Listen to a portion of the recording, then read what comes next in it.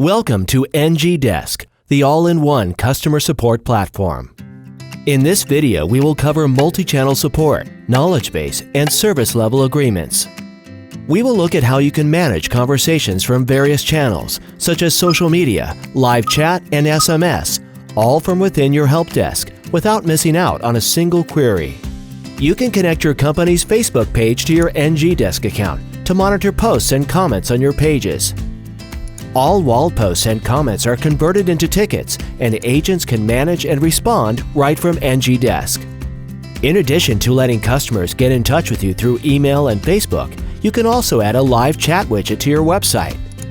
Customers can easily reach out with questions, and agents can provide support in real time.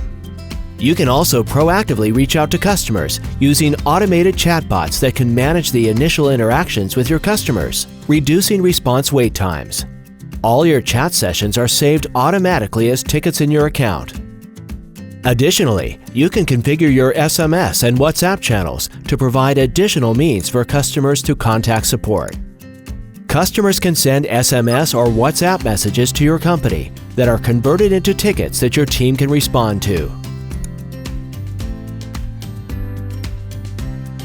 In addition to your customers reaching out to you through multiple channels, your customers can get answers to their questions by going through your solution articles in your knowledge base. Once you have an extensive collection of articles, you can promote self-service to save time for your customers and bring your ticket volume down. With customer requests coming in from multiple channels, it is important to make sure that none of them go unanswered.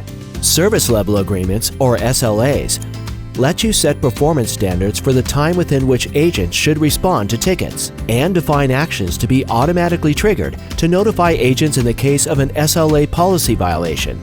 This brings us to the end of our ngDesk overview. If you have any questions, please contact ngDesk support